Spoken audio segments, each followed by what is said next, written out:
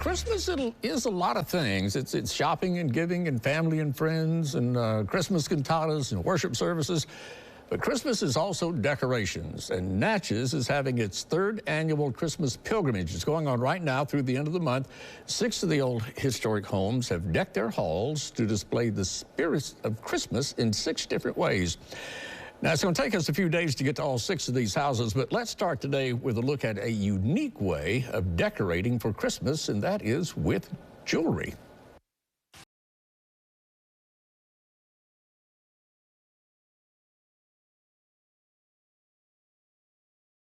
Welcome. Christmas is turning out to be a wonderful season. We've had lots of visitors so far, and we're just delighted to be able to show wonderful costume jewelry, both vintage and current today. It's very exciting.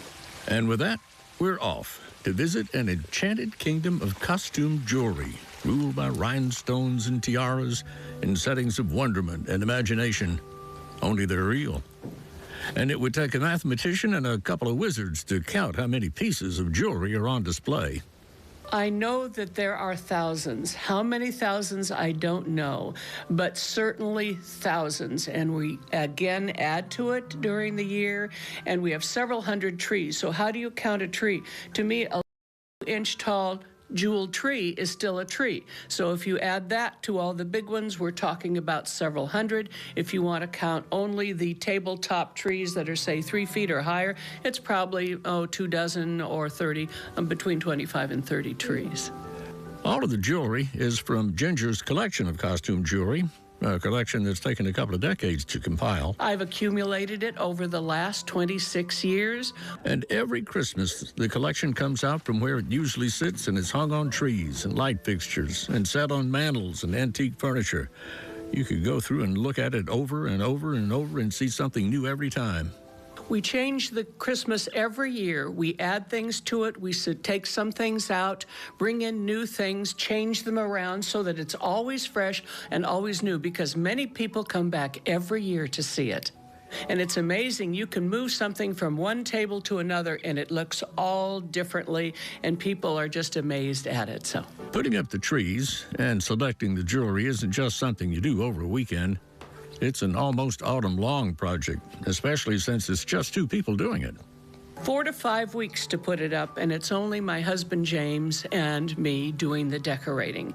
So we start about October the 15th. We're ready for our very first tour by November the 12th. We had a group coming in for a dinner, and we've been going hard ever since, and that's what we love. Taking down is faster, putting up is creating, and you have to carefully place things and put things so it comes down faster.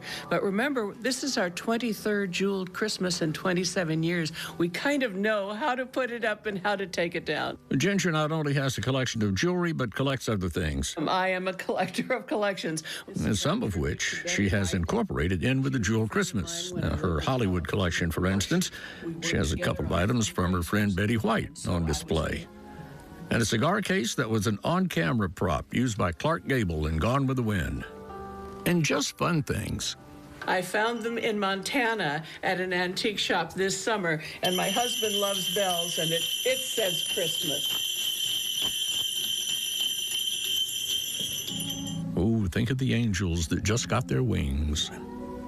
The Natchez Christmas pilgrimage is special anyway, but it's particularly special because it's in Natchez.